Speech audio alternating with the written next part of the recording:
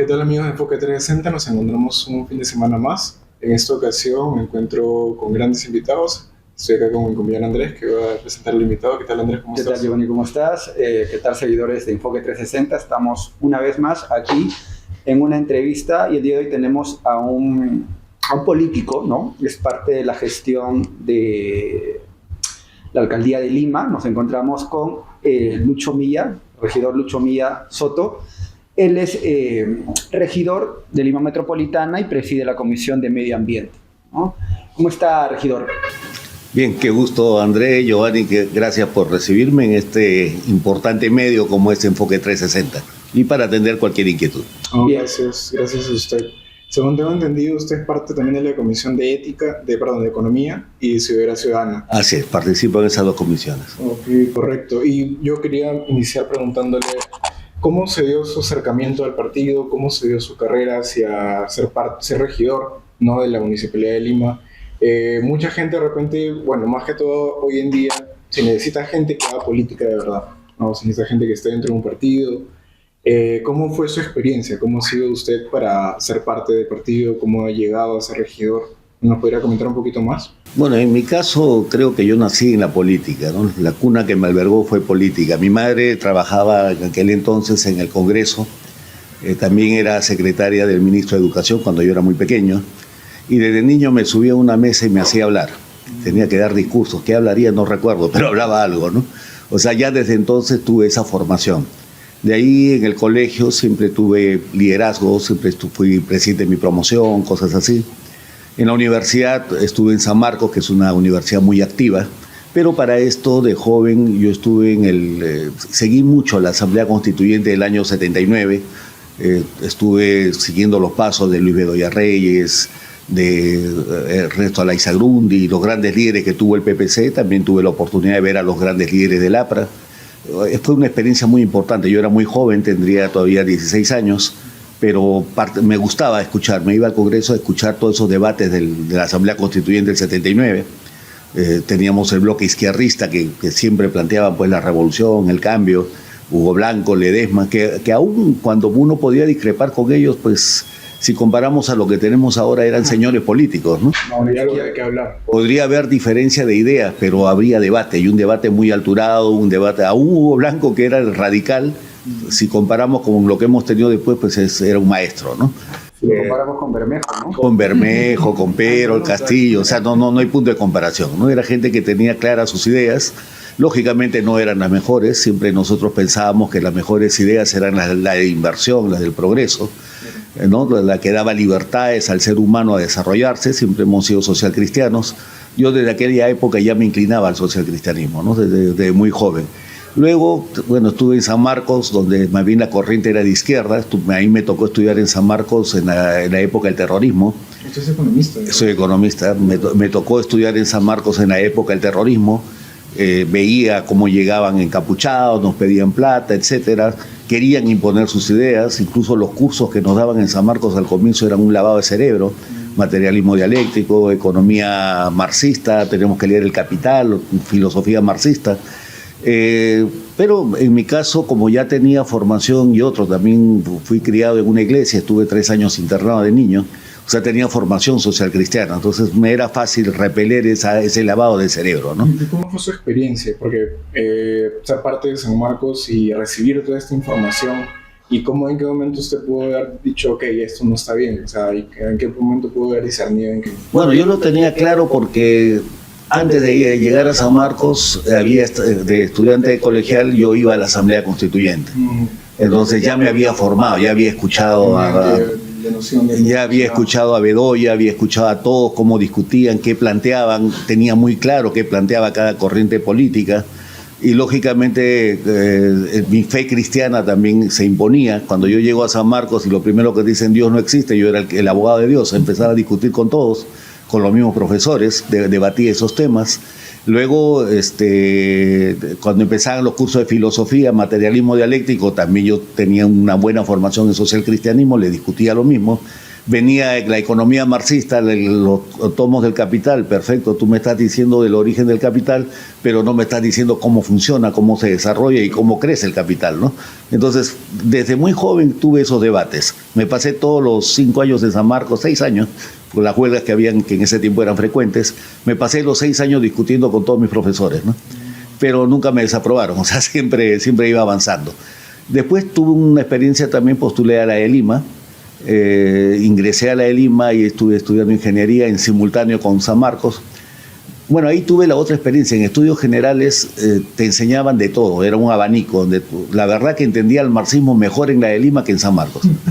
¿Por qué? Porque en la de Lima la forma como te lo enseñaban era comparativa. Tú comparabas las diferentes corrientes y bueno, tú tomabas tu decisión. En San Marcos te querían imponer la idea, te querían imponer el materialismo dialéctico, histórico y todo lo demás. Mostraban esa cara, digamos. Solamente eso. Y era verdad absoluta. O sea, tú no podías discutirlo en San Marcos. En cambio, en la de Lima tenías todas las opciones y tú podías discutirlas, cualquiera de ellas. O enfocarte en alguna de ellas si lo creías conveniente. O sea, eso me dio bastante fortaleza. Yo tuve bastante fortaleza en eso. Luego, por temas personales, me fui a la selva a trabajar a Madre de Dios con mi padre. Y Madre de Dios fue una experiencia distinta, porque una cosa es la teoría política en el papel y otra cosa es vivirlo. O sea, la Madre de Dios era un departamento despoblado. Morales Bermúdez en los años 79 lo vio como algo geopolítico porque se hablaba de la guerra con Chile. Hicieron un aeropuerto internacional cuando no había ni población. Y cómo diseñaron ellos la estrategia de población viva en este departamento fue precisamente con el oro, la fiebre del oro, ¿no? O sea, el Estado promovió que la gente venga de todos lados a sacar oro en Madre de Dios. Llegaron gente de Cusco, de Puno, de Abancay, de Lima, de Arequipa, de todos lados. Y curiosamente, en el peor momento de la economía peruana, en el peor momento del terrorismo, Madre de Dios era la zona más tranquila. Era la zona liberada, ahí no había terrorismo, no había nada. ¿Por qué? Porque todo aquel que llegaba sacaba su oro y tenía plata. Hasta las prostitutas se regeneraban allá. Exacto, porque tenían su propio recurso, ya no tenían que prostituirse. O sea, parece mentira, Madre de Dios se convirtió en un paraíso en esa época. Y el tiempo que estuve ahí me permitió, por un lado, ver que la teoría económica que tanto se había planteado del libre mercado y cada uno por su esfuerzo se cumplía plenamente. El que se esforzaba, crecía. El que no se esforzaba, lógicamente, se quedaba pobre. También, por otro lado, llegaba ya gente pobre que venían de la sierra, de los sitios difíciles. Madre de Dios, por ser despoblado, los pequeños centros mineros no tenían población. Contrataban gente de Cusco, de Puno, los traían a veces en grupos, ¿no? Y venían, ellos trabajaban 90 días, tenían su economía, ¿no?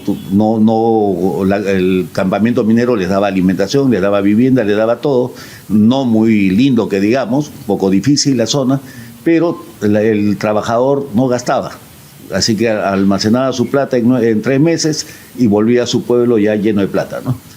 Generalmente se iban de mayordomos a hacer sus sembríos, después venían, otra vez volvían para su cosecha, y era importante conocer cómo es la otra parte de la vida de la gente en el Perú, con otra mentalidad, con otros problemas, con otras necesidades, cómo eran capaces de dejar sus familias, venir, trasladarse a otro lugar, encerrarse en el monte 3 meses, salir. O sea, era otra vida, otro mundo, pero que honestamente me permitió conocer la vida de otra manera. Cuando yo regresé de la selva, yo ya estaba transformado, ¿no? O sea, había entendido lo que era el Perú en todos sus ángulos. Entonces, luego, bueno, cuando regresé a la selva, quise entrar a la vida política que siempre me gustó, desde niño me formé en eso. Entré al mundo municipal, que era lo que yo tenía acceso en ese momento. Empecé como funcionario, en el segundo periodo ya fui regidor, y así, continué nuevamente, volví a ser funcionario, en algún momento quise ser alcalde de Los Olivos, me desarrollé en el PPC, fue mi partido de origen, social cristiano. Luego, por la crisis del PPC, las guerras internas, nos terminó dividiendo el partido y terminó perdiendo la inscripción, ¿no? El PPC durante muchos años caminó de la mano con Solidaridad. Solidaridad éramos primos hermanos en Unidad Nacional, estábamos siempre juntos, así que el trato con los solidarios era también muy cercano.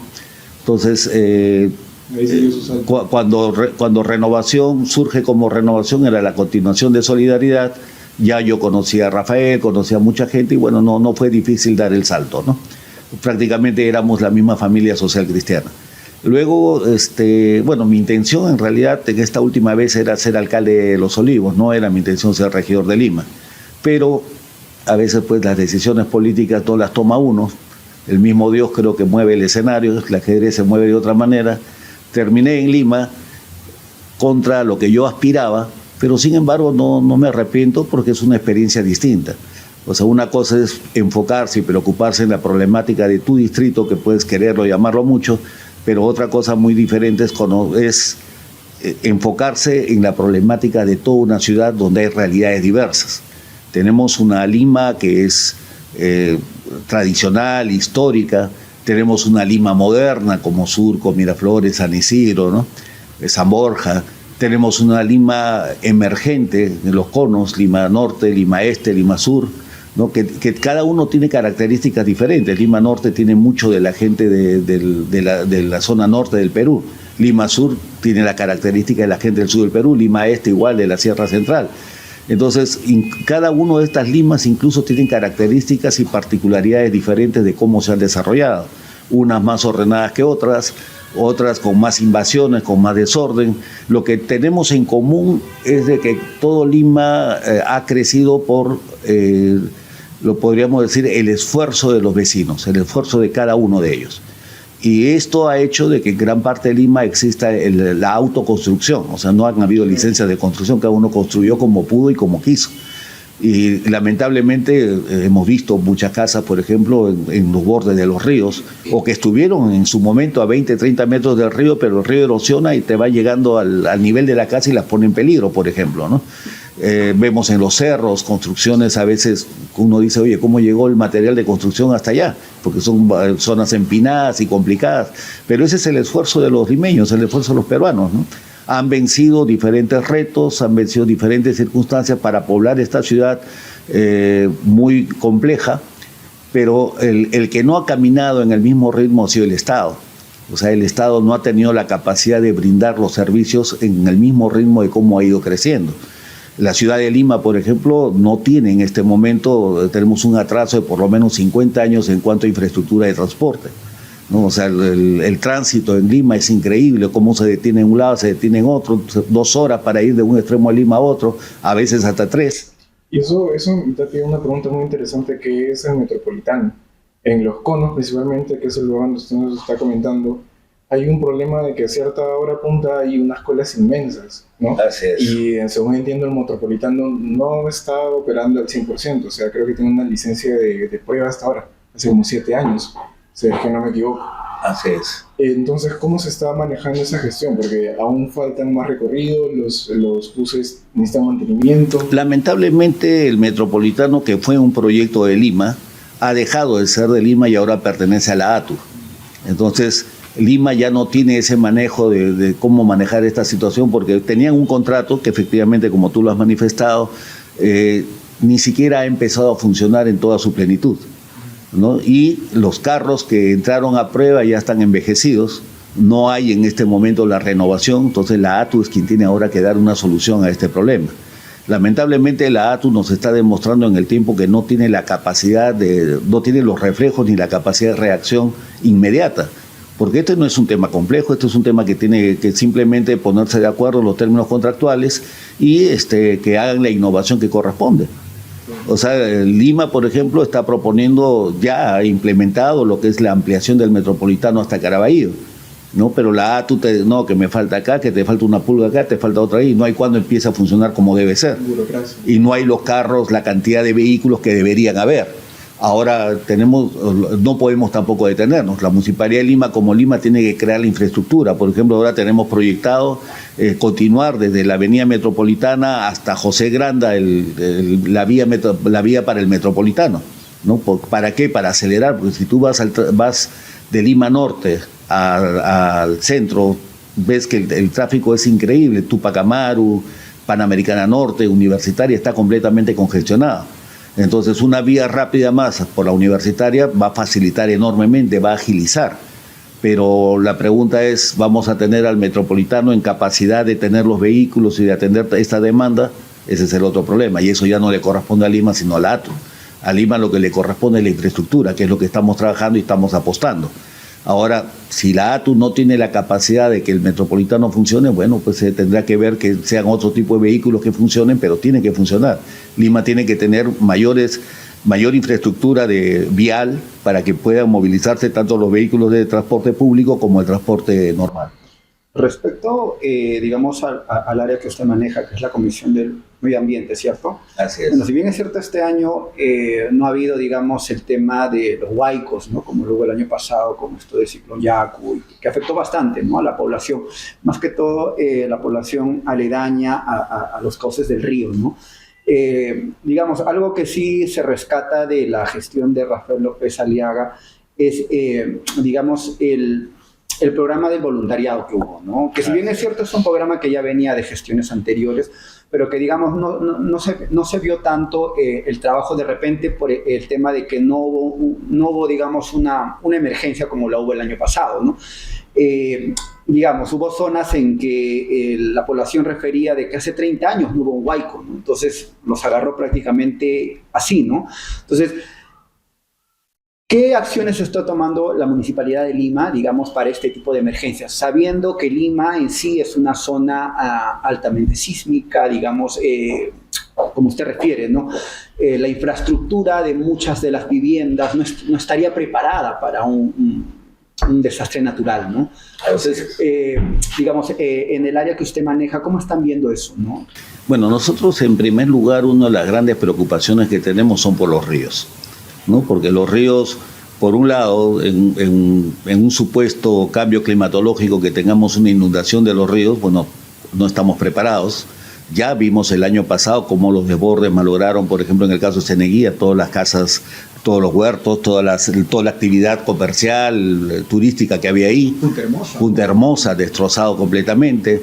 Y en las zonas como San Martín hemos visto cómo las casas se iban volteando hacia el río porque la erosión se lo lleva. O sea, años anteriores vimos puentes que eran destrozados también por lo que es el río, la erosión del río cuando hay una creciente de ese nivel. Y uno de los grandes problemas que tenemos aquí es de que en los diferentes distritos que están al borde del río, echan desmontes al río. Todos los materiales de construcción, demoliciones, todo van a botarlo al río. O sea, tratan de ganarle espacio al río. Y cuando viene precisamente una creciente de ese tipo, pues, o sea, el cauce busca su propiedad y se lo lleva nuevamente. Incluso muchas viviendas aprovechan, digamos, el desmonte que hacen, ¿no? Digamos, y sobre eso construyen. Entonces, ese es uno de los problemas más serios que tenemos, y eso se da en las tres cuencas.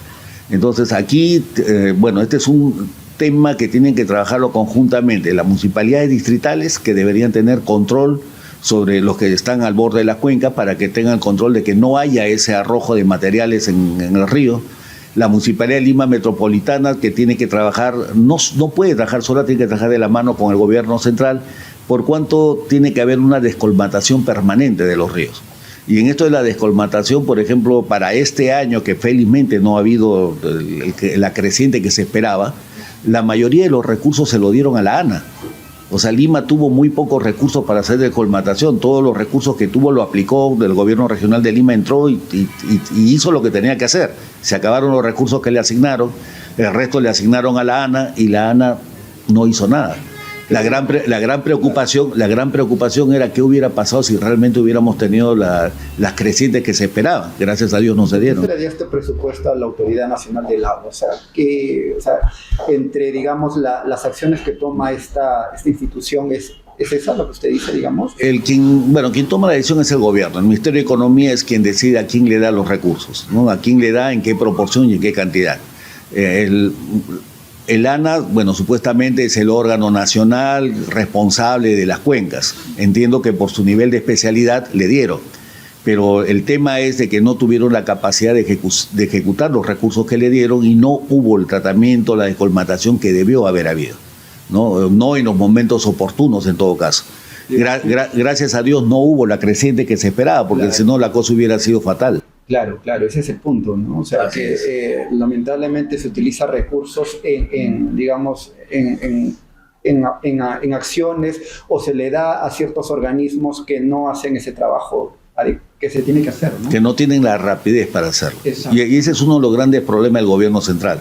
El gobierno central no tiene la rapidez para actuar. Tenemos normas que son muy complejas. La ley de adquisiciones es una norma que en mi concepto ya debería derogarse, porque lo único que hace es demorar los procedimientos de adquisiciones, de contrataciones, de licitaciones, y en este caso el ANA tenía que contratar maquinaria, tenía que contratar una serie de cosas que no tuvo el tiempo de hacerlo. O sea, el tiempo le ganó y felizmente no hubo una catástrofe, porque de haberlo habido, pues la cosa hubiera sido muy grave. Y en la municipalidad, digamos, como usted dice, hay un trabajo conjunto entre municipalidad distrital, provincial, y el Ejecutivo o el Estado, ¿no? Bueno, tenemos que trabajar de la mano. No hay forma de que trabajemos en forma aislada. Claro. El gobierno metropolitano es un enlace, es un gobierno local. En el caso de Lima, caso sui generis, también somos gobierno regional. Y somos el enlace entre el distrito y el gobierno central. Ahora, el gobierno central, toma sus decisiones. No necesariamente toma las decisiones tomando la opinión de lo que piensa Lima. Nosotros también hemos tenido problemas muy serios. Por ejemplo, salió una directiva de la PCM en la cual se considera que los muros de contención en los cerros no cubren brechas de pobreza. Es un absurdo. O sea, ustedes todos sabemos de que en los cerros el muro de contención es lo primero, ¿no?, que le da estabilidad a la vivienda y que permite también que se ponga el agua, el desagüe. Si es que es un requisito indispensable. Entonces, si tenemos inmensas zonas en Lima que no tienen agua ni desagüe, que se diga que no cubre brecha poner un muro de contención, y como no cubre brechas, Lima ya no debe, pues el gobierno, en ninguna instancia de gobierno, ni distrital, ni metropolitana, ni central, van a invertir en esto. O sea, estamos abandonando a la población a su libre albedrío. Entonces, esa es una locura que hasta ahora no corrige la PCM, ¿no? Y es justamente algo que el mismo alcalde decía en su momento, ¿no? Hay zonas de Lima en que el agua no llega, ¿no? Y que, creo que Jorge López Aliaga en su gestión participamos justamente nosotros como medio, ¿no? Fuimos a cubrir, pusieron una bomba de agua, creo, si no me equivoco, ¿no? Sí. Que beneficiaba a una gran cantidad de personas, ¿no? Entonces, ¿cómo se podría hacer más este tipo de acciones, de obras que benefician realmente a la sociedad, ¿no? Independientemente del tema burocrático, del tema, digamos, de trabajo en conjunto con el Estado y con los municipios distritales? Claro, es que acá hay dos cosas, ¿no? Una cosa es el paliativo, la solución momentánea a una situación crítica, y otra cosa es la solución estructural. Rafael lo que propone es una solución paliativa, ¿no? O sea, oye, pongo una bomba de agua en un estanque, lanzo el agua más arriba, pongo tanques chiquitos para que puedan repartirse de forma diseminada, y estoy ayudando a la gente que está en la parte más alta. Ese es un paliativo sobre una situación donde ya tienes el tanque instalado. Claro. Pero ¿qué pasa en zonas donde no hay nada, ¿no? Donde Sedapal no llega. Entonces aquí ya eso es estructural, ya el problema es Sedapal. Y los proyectos de Sedapal lamentablemente están hechos pues a 20, 30 años, son proyectos a muy largo plazo. Y tenemos zonas inmensas que han demorado en tener agua precisamente por este problema, y tenemos zonas, por ejemplo en Lima Norte, frente a Plaza Norte, entre la zona residencial de Los Olivos y la parte desarrollada ya de San Martín, tenemos el Cerro La Milla, que tienen más de 30 años, no tienen agua.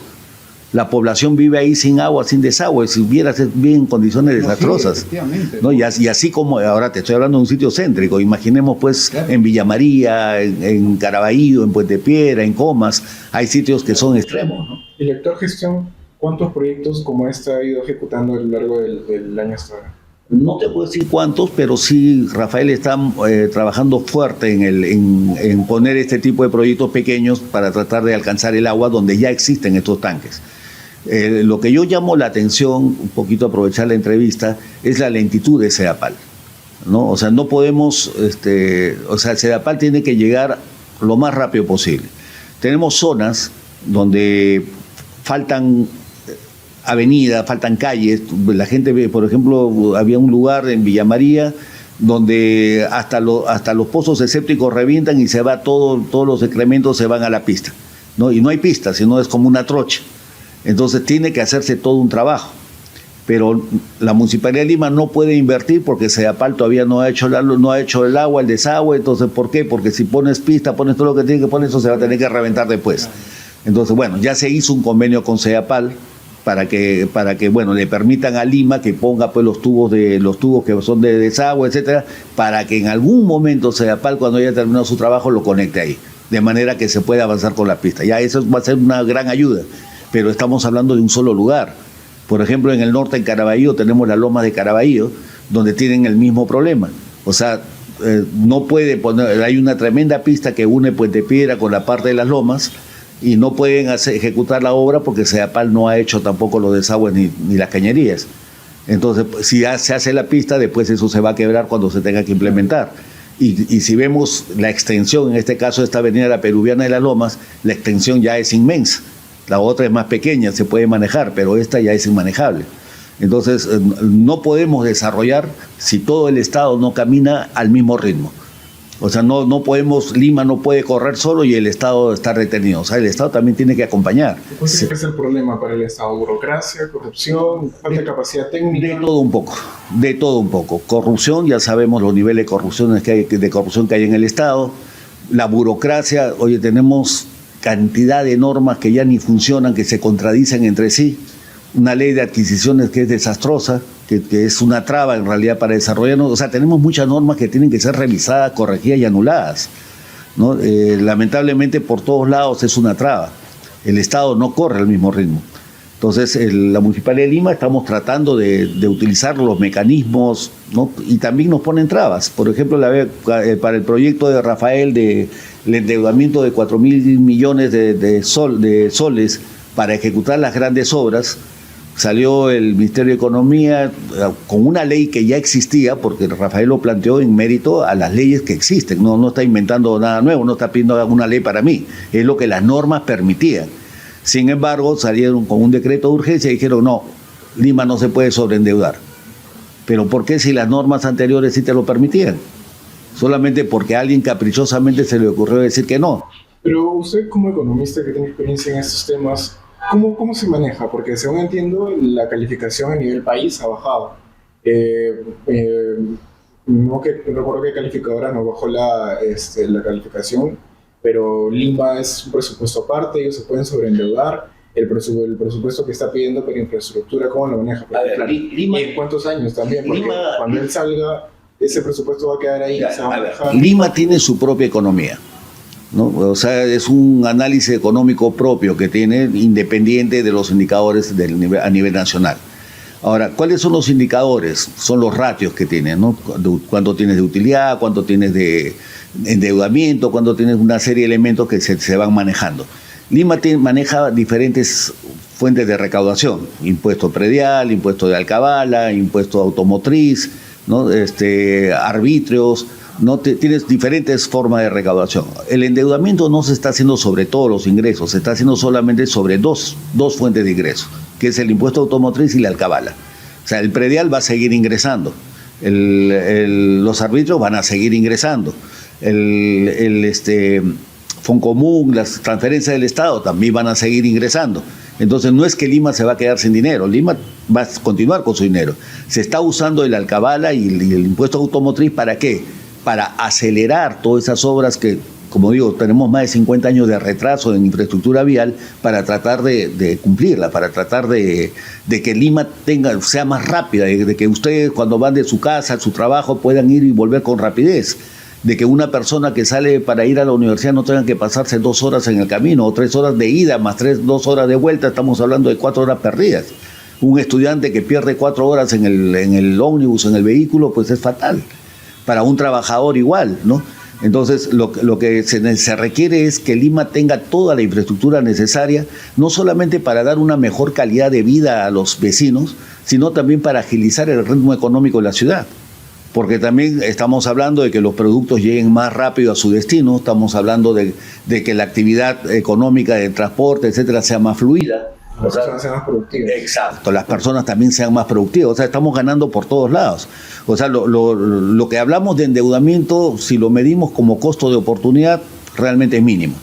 Ahora, la alcabala la alcabala y el impuesto automotriz está calculado no en el 100% para pagar esta deuda, sino en los incrementos de estos impuestos. Entonces, lo que quiere decir de que incluso vamos a tener alcabala que también lo van a poder ejecutar las gestiones que vengan.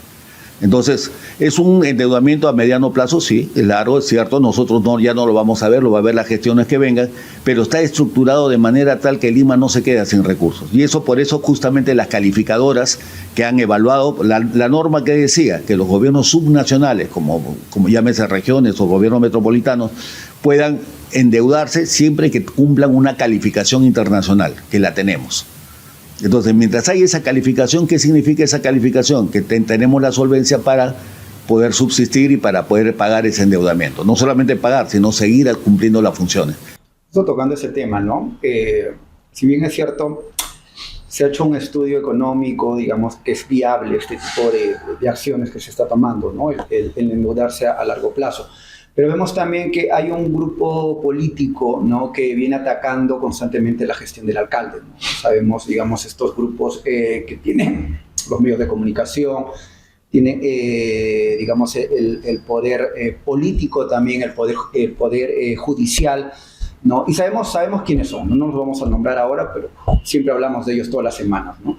Entonces, digamos, esta gente viene atacando mucho la gestión de Rafael López Aliaga, ¿no? Y uno de esos es este tema del endeudamiento, ¿no? Pero, digamos, si uno analiza las gestiones anteriores, ¿no? La gestión del señor Muñoz, ¿no?, que se hizo por Lima en ese tiempo. Si bien es cierto, hubo la pandemia, ¿no?, que afectó a todo el mundo, pero ya, digamos, desde antes de la pandemia ya se veía, digamos, una ineficacia en lo que le ofrecía, ¿no? Él ofrecía, digamos, una Lima Flores, ¿no? Flores, o sea, y era bien, digamos, ilusorio pensar que un distrito como Miraflores, digamos, a Lima metropolitana, ¿no?, con un distrito como San Juan del Lurigancho, ¿no?, que tiene casi más de 9 millones de personas, iba a ser falso, y no fue. Anteriormente, la señora Susana Villarán, en su momento, ¿no?, que lo que hizo más fue perjudicar a la gestión y a todos los peruanos, ¿no?, con peajes que hasta el día de hoy los estamos pagando, ¿no? Y no lo pagan, digamos, los políticos, no lo pagan los grupos de poder,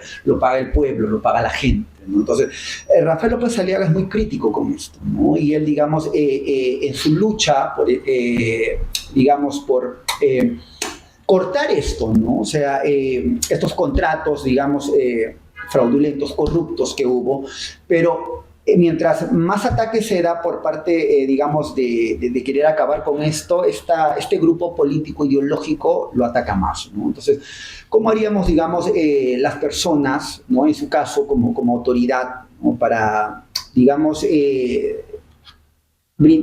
proyectarle a la gente esa confianza, ¿no?, de que crean en esta gestión, ¿no?, de que realmente se está trabajando por el beneficio de la gente, ¿no? No como, digamos, el común de los políticos que estuvieron anteriormente, ¿no?, que sabíamos a qué línea política y ideológica pertenecían y lo único que hacían era robar la plata.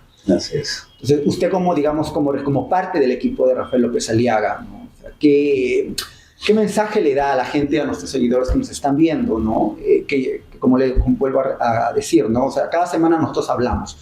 Muchos nos dicen, ¿no?, que somos financiados por Rafael López Aliaga, por el APRA, por el fujimorismo, ¿no? Pero no es así, ¿no? O sea, uno hay que ser realmente realistas, ¿no?, y ver las cosas como son. Entonces, digamos, ¿cómo usted podría llegar a la gente? Miren, parte de las críticas vienen pues de aquellos que no piensan como nosotros. Ahora, sanamente hablando, ¿no? Gente que discrepa, que no son socialcristianos, que no creen en la inversión privada, que no creen en las libertades por las cuales nosotros luchamos. Gente que tiene otro modelo, ¿no? Bueno, ahí podríamos todavía perdonarles porque por lo menos son honestos, están en función a sus ideas y a sus creencias. Pero otra gran parte de las críticas viene de los sectores económicos, sectores de comunicación que responden a intereses económicos. En esto de cómo hacer obras a mediano plazo, existen diferentes formas de financiarlas. Una es la que estamos usando nosotros, que es precisamente el endeudamiento vía bonos. Existe el endeudamiento vía créditos y otras modalidades. Pero lo que se usó antes, ¿qué era? Era el endeudamiento a través de iniciativas públicas privadas. Entra una empresa como Rutas de Lima, te construye las obras y bueno, pues te cobras con el peaje. ¿no? Eso hubiera sido excelente, pero lamentablemente está demostrado que en el país quienes usaron ese criterio lo usaron con fines corruptos.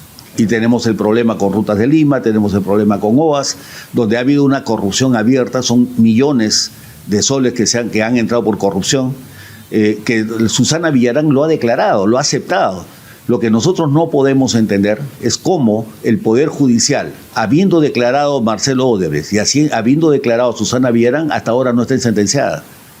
O sea, justamente el hecho de que no haya una sentencia nos hace perder todos los procesos que existen entre Odebrecht con la Municipalidad de Lima, todos los arbitrajes. ¿Por qué? Porque los arbitrajes parten del principio que si no hay sentencia, no hay delito. Y si no hay delito, entonces tú no tienes por qué cortar esto, tienes que seguir aguantando este contrato malsano que fue firmado por Susana Villarán. Pero acá lo que tiene que haber es la sentencia de una vez para que quede acreditado el delito, y acreditado el delito se desmorona este castillo. Claro, pero justo sobre ese tema, tenemos un litigio internacional ahora con Rutas de Lima por el viaje de Pontepiedra. Así es. Una vez que termine la gestión, ¿qué es lo que va a pasar? ¿Se va a poder ganar este litigio antes de terminar la gestión? Bueno, la estamos peleando. Luego va a quedar una deuda tremenda para la ciudad de Lima. Y si la siguiente... Yo te hago una pregunta. ¿Qué teníamos que hacer? No, está bien. Por respetar la deuda, que siga habiendo esta forma como se le estaba esquilmando a los vecinos de Pontepiedra de Lima Norte, yo creo que no. O sea, acá teníamos que pelearla sí o sí para cortar a Rutas de Lima. Pero ¿qué es el paso futuro? Porque tengo una proyección en que van a volver a atacar. De hecho, ellos se están defendiendo en todos los niveles. O sea, por eso la estrategia de Rafael pues no se limita solamente al tema de los arbitrajes. Los arbitrajes nos los están ganando todos a raíz de que Susana Villarán no es sentenciada. O sea, él ha puesto una denuncia en la Corte de Estados Unidos por lavado de activos. Entonces, una vez que esto tenga los resultados, prácticamente todo lo demás se desmorona, porque por lavado de activos queda acreditado el delito, que esa es la razón por la cual los arbitrajes en este momento nos están saliendo desfavorables. Incluso el hijo de Susana Villarán me parece que tiene un restaurante de $1 millón en Nueva York. Así es. Por ahí se lo puede... Así es, pero por eso hay este proceso que Rafael está haciendo contra Rutas de Lima por lavado de activos. Porque cuando ellos compran Rutas de Lima, ellos sabían que ya Odebrecht estaba sentenciado en Estados Unidos. Entonces, es algo que se tenía que hacer, ¿no? Porque justamente esto que hicieron esta gente, ¿no?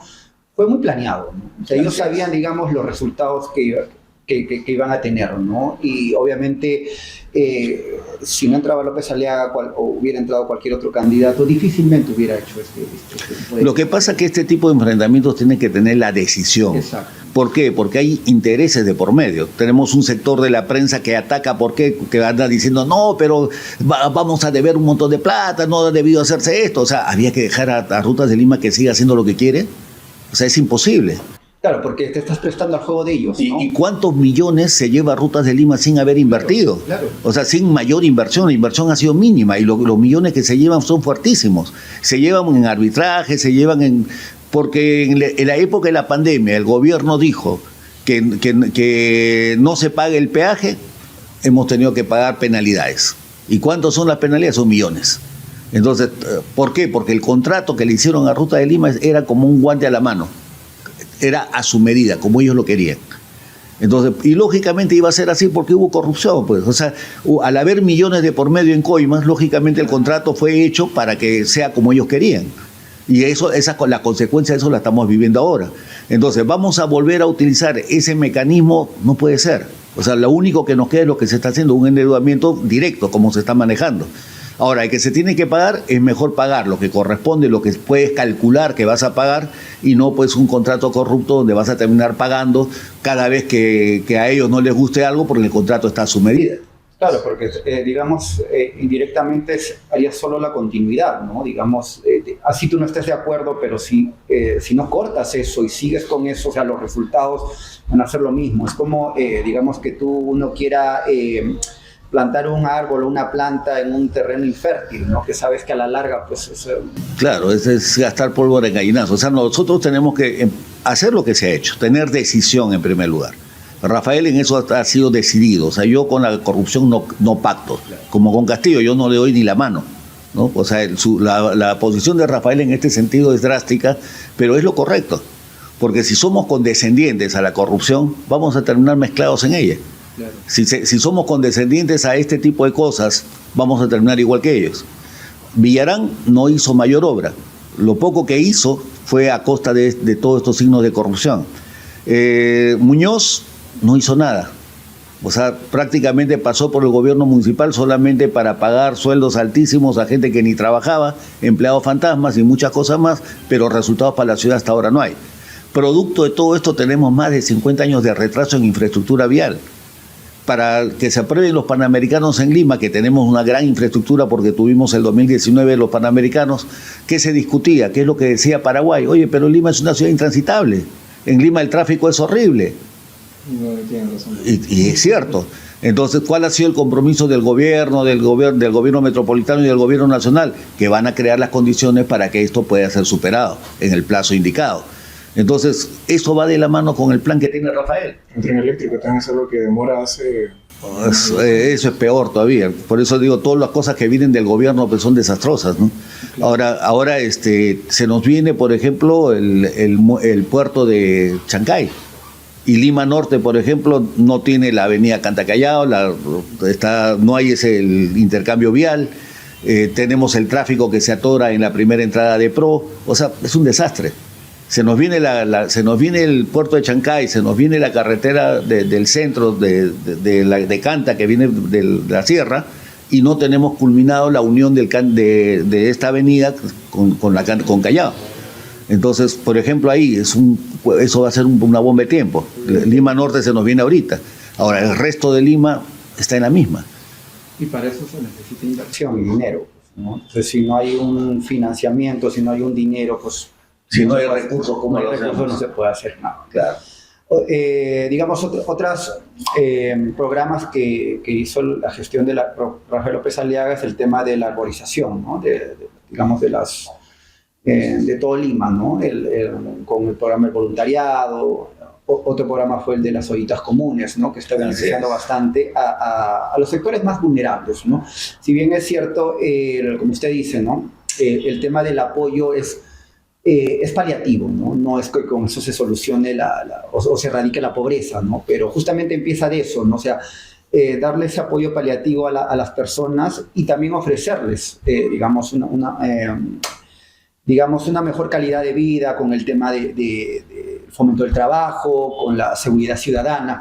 En el tema de la seguridad ciudadana, que usted también creo que pertenece a la comisión, ¿cierto? Así es. Justamente vimos hace una semana, ¿no?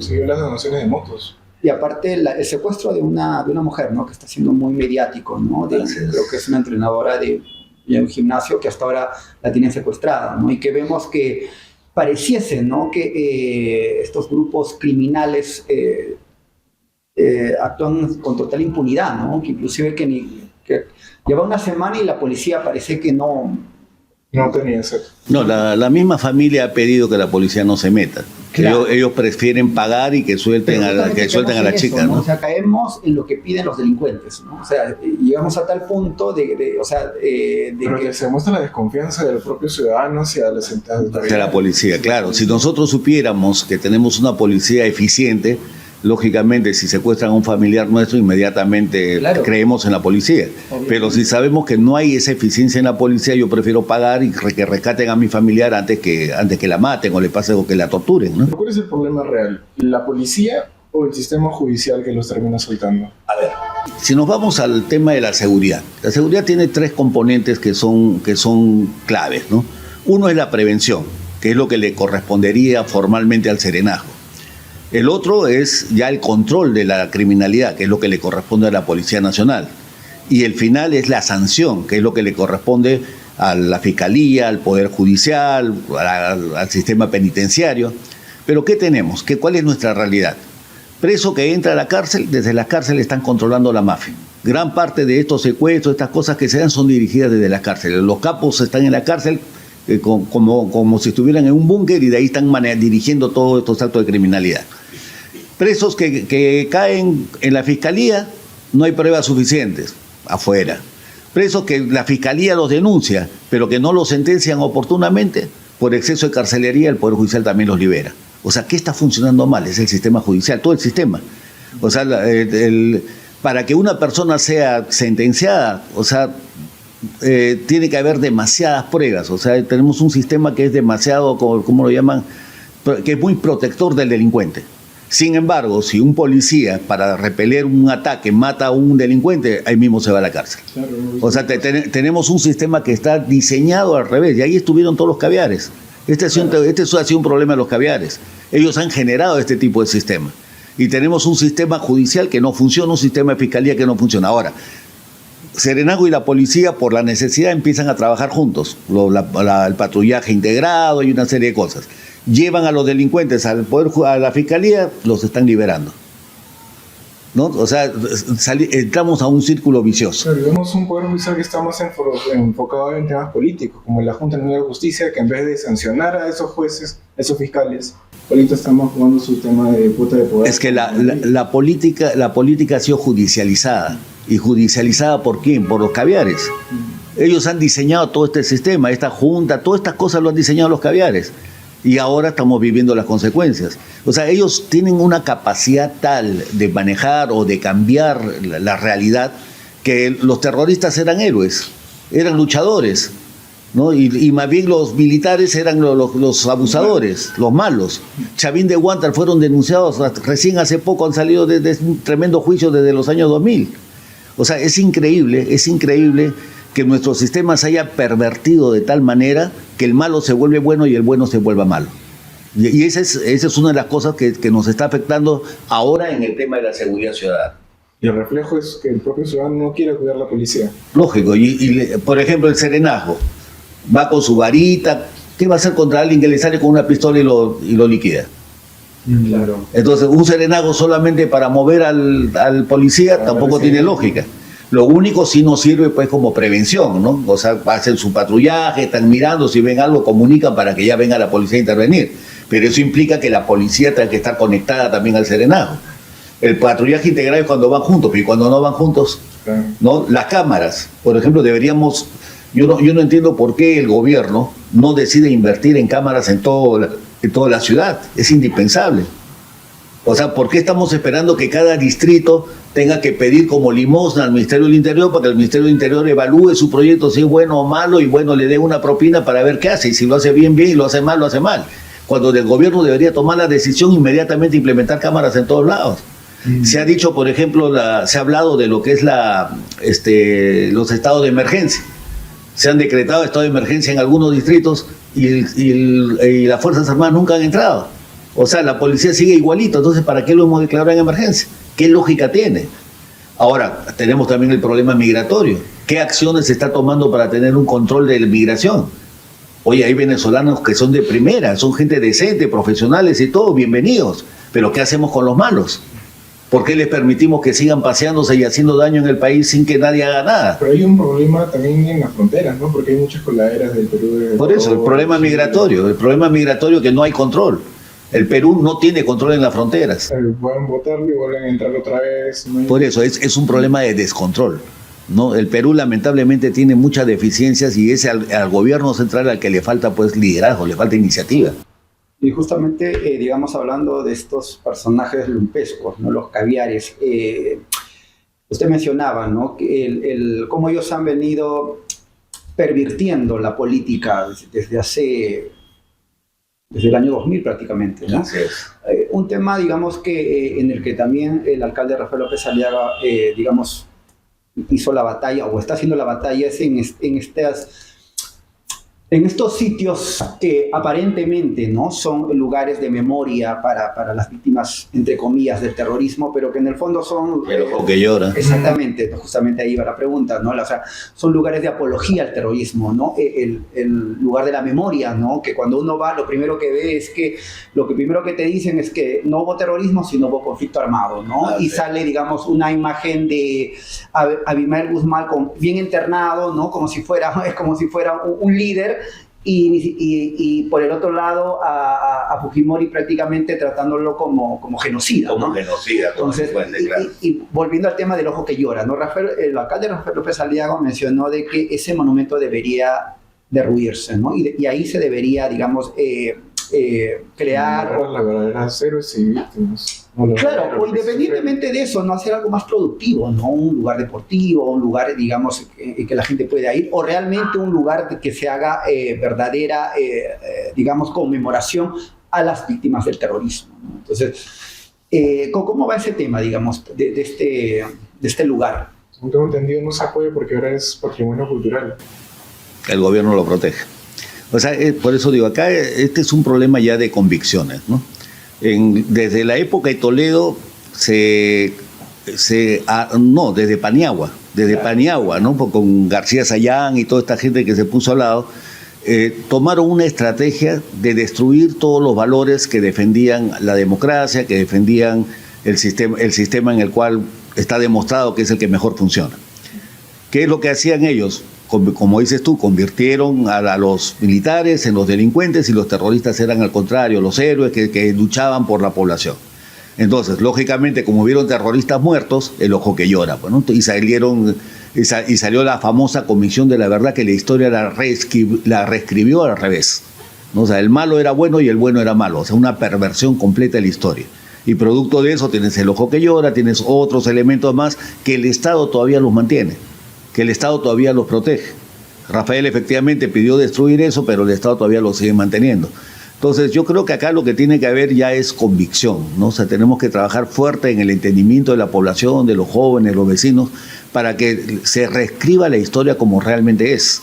Y eso cuesta, no es fácil, porque hay mucha gente que todavía está adoctrinada. Me recuerda mucho cuando estudiaba en San Marcos y nos lavaban la cabeza. Eso es lo que han hecho. Han lavado la cabeza a los estudiantes, a los colegiales, a todo el mundo, y mucho joven está confundido. Entonces tenemos que hacer un trabajo de docencia, un trabajo de aclarar las ideas, aclarar la historia y, lógicamente, aclarar los caminos que realmente nos van a llevar al desarrollo.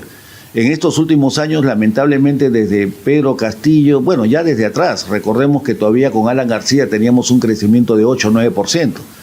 De ahí con Ollanta caímos a 4%, y aún 4% era bueno si comparamos con lo que ha venido ahora, ¿no? Ahora hemos tenido un crecimiento que cayó a 2% y ahora estamos ya hasta en negativo. Entonces estamos en una situación bastante complicada.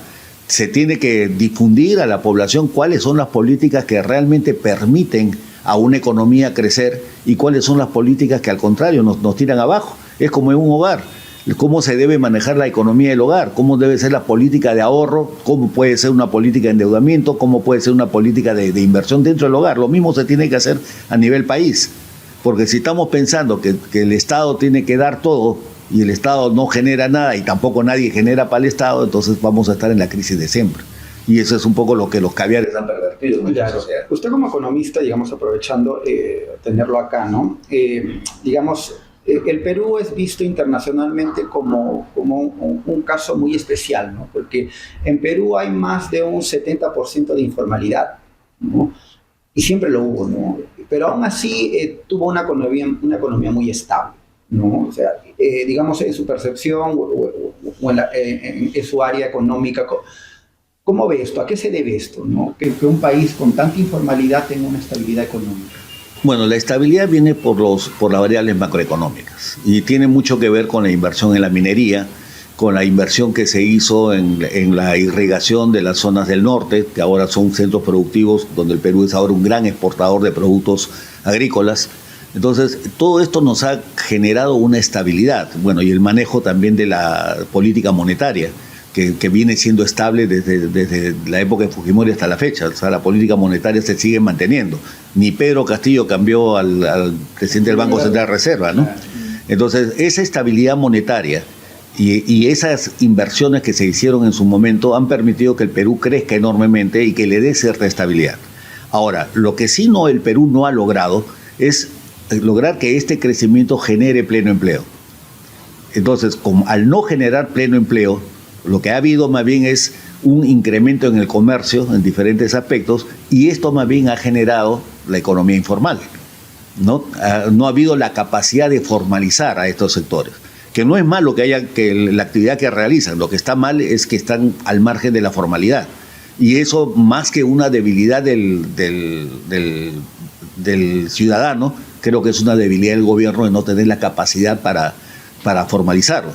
Formalizarlos no es agarrar un palo y botarlos y tú no vendes acá. Formalizarlos es decir, bueno, tú vas a vender en estas condiciones, reglas claras, para que ellos puedan insertarse en el sistema económico, en el sistema tributario, en todos los aspectos que generen también para el Estado. O ofrecerles alternativas, ¿no? Tú que ganas quitándole el empleo a una persona, ¿no? Cuando se va a volver un desempleado, y sabemos que el desempleo es el caldo de cultivo de la delincuencia y la pobreza. Así es. Pero, ¿Qué es lo que, mira, una de las cosas que está, disculpa que te corte, una cosa que está agudizando en este momento el tema de la delincuencia es de que el nivel de extrema pobreza ha crecido enormemente. Cuando el Perú crecía a 8%, el nivel de pobreza se redujo, la desnutrición infantil se redujo, la anemia se redujo, y en cambio la clase media creció enormemente. La clase media en el Perú creció. Ahorita se está dando el fenómeno inverso. Ahorita crece la desnutrición, crece la anemia, crece la extrema pobreza y la clase media también se va reduciendo, se hace más chica. ¿Por qué? Porque la economía no está funcionando. ¿Por qué no está funcionando? Ya desde atrás viene la paralización de las inversiones, viene la informalidad, la crisis, la recesión. Entonces volvemos al círculo vicioso en el que estuvimos en la década de los 80, ¿no? Claro, realmente para exigir formalidad, pues como gobierno uno tiene que garantizar, digamos, que esa formalidad, porque sabemos que formalidad es pagar tributos, ¿no? O sea, recibir ese dinero, pero con gobiernos corruptos como los que hubo, o sea, ¿cómo podríamos garantizar a la población que realmente sus tributos vayan en beneficio para ellos, pero por ¿no? un lado viene el tema de la percepción de las personas, de que no tienen incentivos para querer ser formales porque ven la corrupción. Pero otra cosa también es la SUNAT y cómo estos operan con estas personas, la burocracia, el no educarlos, el cobrarles multas y luego es algo que desmotiva a todas estas personas. Lo que pasa es que hay dos aparatos. Un aparato es el recaudador, que es el de la SUNAT, que lógicamente pues tiene el estilo antiguo de cobrar a la mala, ¿no? Pero debería haber, existe como ministerio que produce, ¿no? Pero que realmente no cumplen su función. Deberían cumplir un rol promotor, un rol de capacitación, de formación, de ofrecer alternativas, ¿no? O sea, trabajar, por ejemplo, con el sector informal, explicar, ver lo que está funcionando muy bien ahora, las ventas por Internet. Yo estoy seguro que si todos los informales que están en la calle aprendieran a utilizar la venta por Internet, ya no estarían en la calle, porque van a ganar más vendiendo por Internet que vendiendo en la calle, ¿no? Pero lógicamente esos son procesos, son capacitaciones, procesos mentales, incluso formaciones. Pero alguien tiene que hacer ese trabajo. Alguien con los recursos suficientes para hacerlo. Yo me pregunto, ¿qué hace Produce? ¿Cuánto de dinero gasta Produce? ¿Cuánto de presupuesto tiene? ¿Y qué ha logrado hasta ahora? ¿Cuáles son las metas y objetivos que ha logrado? Ninguno. Claro. Ninguno. Eso sí es cierto, ¿no? Muchos de estos programas simplemente son, digamos, puestos de empleo, ¿no? Puestos de empleo, es para la foto, se puede ser el ministro, los funcionarios, pero no hay resultados. Eso. Y ellos deberían tener esta gran tarea de trabajar con la informalidad. Yo me acuerdo, del tiempo que estuve en Madre de Dios, en esa época, te hablo de los años 79 hasta el 95 estuve por allá. En los primeros años, hasta antes de Fujimori, existía el Banco Minero. Y el Banco Minero era el que promovía, el que daba créditos, llevaba víveres a los últimos rincones de la selva donde se llegaba pues solamente en canoa, capacitaba, explicaba las técnicas que debían utilizar y controlaba también que no se contamine, controlaba que no se deje el mercurio, que no se eche mercurio al medio ambiente, ¿no? O sea, había una serie de mecanismos que el Banco Minero como financiador era el que compraba el oro y al mismo tiempo era el que regulaba y controlaba. Y en esa época nadie hablaba pues de minería ilegal, nadie te hablaba de contaminación, de nada. Después, cuando desaparece el Banco Minero, ya no hubo nadie que haga ese papel promotor, llegó las dragas de Brasil y todo se volvió un caos, ¿no? Y peor, llegó otro ministro que dijo, todos son informales, no, ni siquiera informales, todos son ilegales. Y convirtieron a aquel minero que el mismo Estado los llevó, los convirtieron en delincuentes, de la noche a la mañana, sin que haya un proceso de formación, de fiscalización, ni control, ni nada. Entonces, lo que rescato de esto es que cuando el Banco Minero tuvo esa función de control, de supervisión, de financiamiento y de promotor, eso funcionó muy bien. Yo creo que Produce tendría que hacer lo mismo acá. Ese es el papel que Produce tiene pero con los recursos suficientes. Y lógicamente las municipalidades también podríamos acompañar ese proceso, lógicamente teniendo una entidad del Estado con el liderazgo suficiente para hacerlo. Correcto. Un poco para ir de repente terminando, y quería cerrar con este tema que es la limpieza en Lima.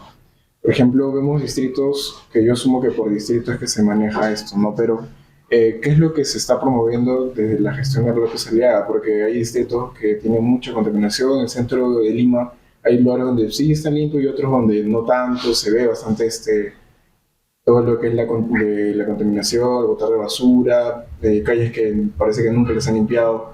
Desde la gestión, ¿qué acciones promueven para poder resolver este problema? Porque es tanto las acciones de la municipalidad por la limpieza, pero también la educación a la población para que no esto ensucie. Entonces, ¿qué acciones están tomando respecto a estos temas? Ya, mira, en este aspecto hay que tener claro que Lima tiene dos funciones diferenciadas, ¿no? Una función como gobierno metropolitano y otra función como gobierno distrital, porque administramos el cercado de Lima. En cuanto a lo que es las normas que regulan el tema de los residuos sólidos y todo esto, cada municipalidad es independiente, o sea, cada distrito contrata su propia empresa de limpieza, cada distrito tiene que llevar el control, verificar si cumplen o no el servicio que les están dando, o lo pueden hacer directamente, como ellos gusten, o sea, de acuerdo a sus capacidades. O sea, cada distrito es independiente en este manejo. En el lado metropolitano, bueno, nosotros como distrito también tenemos que administrar el cercado de Lima. Ahora, en el lado metropolitano, ¿qué es lo que nos compete? Los rellenos sanitarios. O sea, ¿a dónde los distritos van a dejar sus desechos, sus residuos sólidos?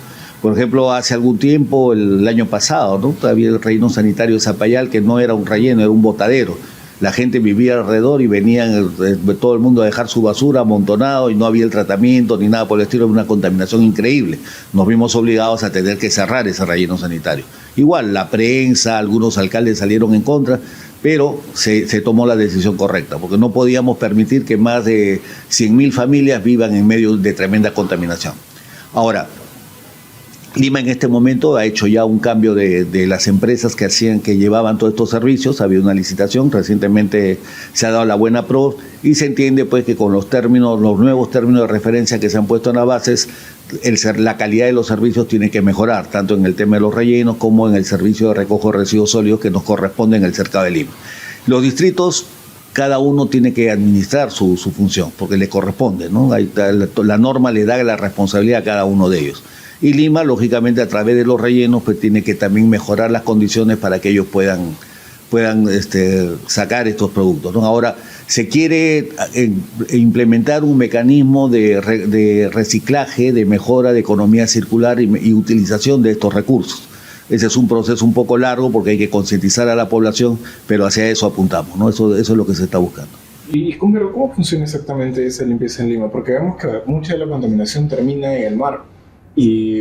¿O cómo se da la contaminación específicamente en el mar? Porque la Costa Verde se ve muy perjudicada por tema de contaminación. A ciertas horas se ve el agua marrón, entonces ¿es por esta contaminación? Pero no es por la basura, no es por la basura necesariamente, ¿no? O sea, el tema del mar viene mucho por el tema de los ríos, la contaminación de los ríos.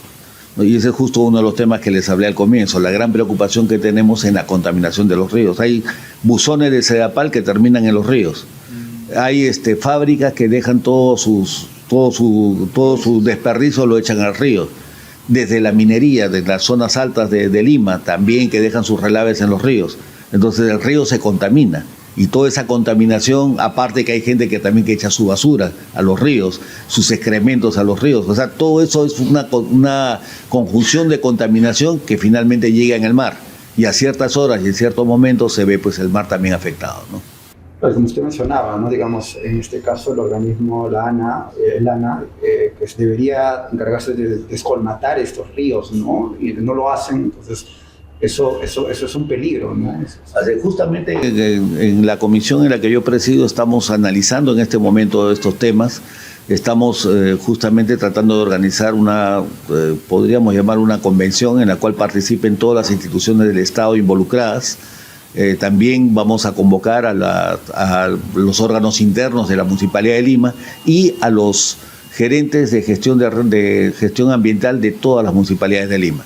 de manera tal de, por un lado, crear conciencia y por otro lado, proponer estrategias que nos permitan pues, mejorar todos estos temas que son tan difíciles, tan discutibles, pero que nos perjudican el ambiente, ¿no? Bien, regidor, bueno, ya llegamos al fin de esta entrevista, muy agradecido por su presencia. Estuvimos con el regidor de la Municipalidad de Lima, Lucho Milla, ¿no? Él es el encargado del área ambiental, también en las comisiones de seguridad y economía, ¿no? Palabras finales para nuestros seguidores, regidor. Bueno, mi agradecimiento a ustedes en primer lugar por permitirme saludar a todos los seguidores de Enfoque 360. Decirle a los vecinos que estamos trabajando con mucha convicción, con mucha énfasis, con mucha dedicación en lograr hacer de la ciudad de Lima una ciudad distinta, una ciudad moderna, una ciudad donde logremos vencer la pobreza, combatir el hambre, pero también crear la modernidad para que sea un distrito en un país, una ciudad en la que todos nos sintamos orgullosos de vivir. Bien, regidor, esperamos tenerlo en la próxima oportunidad. Giovanni. Muchas gracias por estar aquí con nosotros, le agradecemos. Y nada más para cerrar, bueno, ¿López Aliaga va a ser presidente? ¿Se va a postular o cómo va a ser? Bueno, una pregunta que está generando mucho... Bueno, él es el líder de nuestra agrupación política. Definitivamente él, desde que apareció en la política, aspiraba a ser presidente. Entonces, la organización que está alrededor de él, lógicamente, lo quiere como presidente. Claro. Pero esas son decisiones que se toman en el momento oportuno. Ahorita, en realidad, es muy pronto. Él ha ido a inaugurar un comité porque ahora la ley de partidos políticos exige tener comités en provincias, una cantidad determinada. Él ha ido a inaugurar como líder del partido y lógicamente pues ahí a un entusiasta dirigente se le ocurrió lanzarlo a la candidatura.